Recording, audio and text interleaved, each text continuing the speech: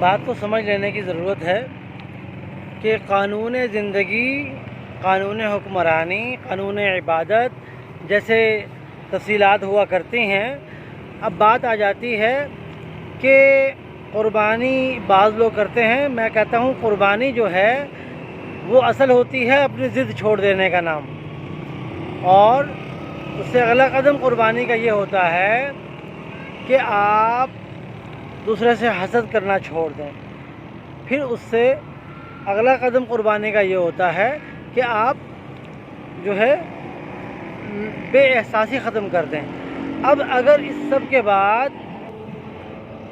سب کے باوجود بھی اگر آپ جان کی قربانی ذبح کرنا چاہتے ہیں، بکرے کو ذبح کرنا چاہتے ہیں یا گائے کو ذبح کرنا چاہتے ہیں، تو اس بات کو بخوبی سمجھ لیجئے گا کہ جان کی قربانی جیسے گوشت فریش میٹ پروگرام چلتا ہے سالانہ عید الاضحیٰ پر، وہ انہی لوگوں کے لیے ہے جو یہ تمام صفات کے حامل ہیں۔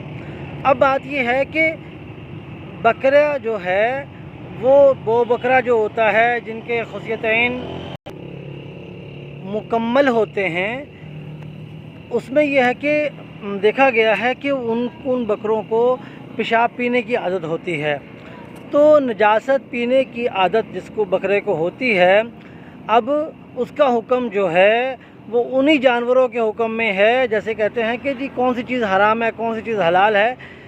ہمارے ایمان قرآن کے مطابق ہر وہ چیز جو صحت کے لیے مضر ہے، جتنی مضر ہے اتنی مکروہ ہے، جتنی زیادہ مضر ہے تو اتنی ناجائز ہے۔ تو اس بات کو بخوبی سمجھ لیجئے، وہ بکرے کا حکم سور کے گوشت کے حکم کے برابر ہے۔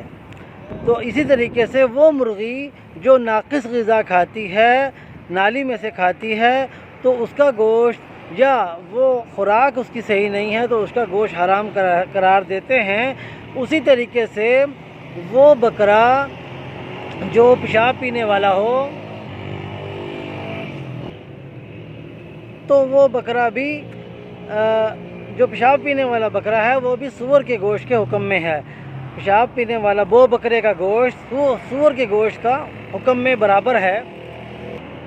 اس بات کو بخوبی سمجھ لینے کی ضرورت ہے کہ جب آپ قانون عبادت کو سمجھتے ہو تو اس میں یہ ہوتا ہے کہ ایسی پروٹین لینی ہے جس کی خوراک جو ہے وہ صاف ستھرے ماحول کی ہو۔ اسی طریقے سے ہم یہ کہتے ہیں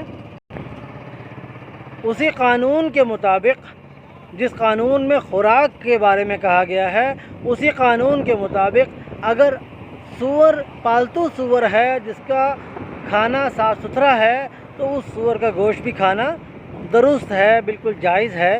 اسی طریقے سے جیسے بعض لوگ وہ بکرے کا گوشت کھاتے ہیں،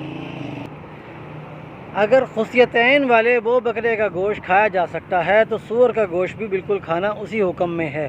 تو یاد رکھیے، وہ بکرے کا گوشت سور کا گوشت برابر حکم رکھتا ہے۔